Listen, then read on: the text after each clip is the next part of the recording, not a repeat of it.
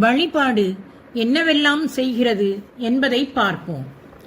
Shadrach, Meshach, அப்தநேகோ எரிகிற தீச்சூளையில் போடப்பட்ட போது அவர்கள் கடவுளை வழிபட்டார்கள். அதுதான் ஆவியிலும் உண்மையிலும் வழிபடுவதாகும்.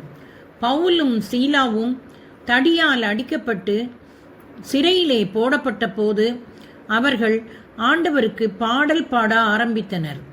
அவர்கள் ஆவியிலும் உண்மையிலும் கடவுளை வழிபட்டார்கள். எப்பொழுது துன்பமான நேரத்திலும் குடும்பங்கள், தோழர்கள், சமுதாய மக்கள் நம்பிக்கையோடு கடவுளை வழிபடுகிறார்களோ அப்போது அவர்கள் கடவுளை ஆவியிலும் உண்மையிலும் வழிபடுகிறார்கள்.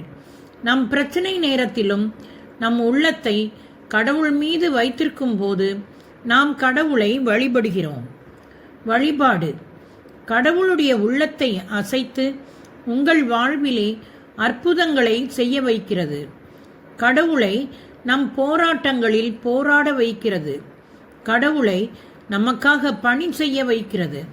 கடவுள் தன் மாட்சியை வெளிப்படுத்த வைக்கிறது.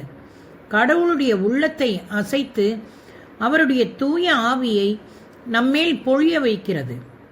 நாம் கடவுளை வழிபடும்போது நாம் கடவுளின் வல்லமையால் நிரப்பப்படுகிறோம். நாம் கடவுளை வழிபடும்போது தூய்மையாக்கும் நெருப்பை அனுபவிக்கிறோம். கடவுள் நம்மை தூய்மையாக்க அனுமதிக்கிறோம். நாம் வழிபடும் போது தூய ஆவி பொழியப்படுகிறார். நாம் வழிபடும் போது அவருடைய சமாதானமும் பிரசன்னமும் அதிகரிக்கிறது. நாம் வழிபடும் போது வெளிப்பாடுகளை பெற்றுக்கொள்கிறோம். கடவுளை வழிபடுவதை சிக்கென பிடித்துக் கொள்ளுங்கள். அவருடைய பிரசன்னத்தை சிக்கென பிடித்துக் கொள்வீர்கள்.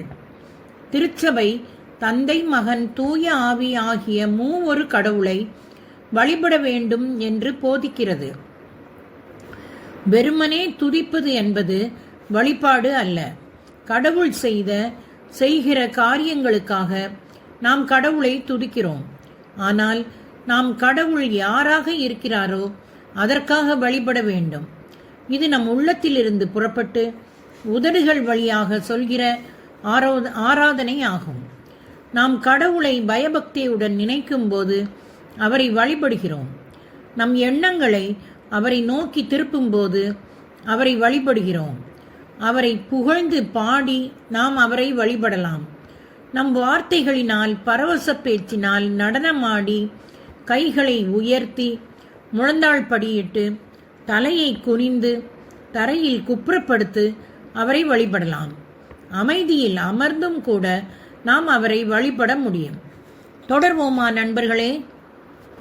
இது நமது யூடியூபின் 100வது வீடியோ என்பதை சந்தோஷத்துடன் சொல்லிக் கொள்கிறேன்.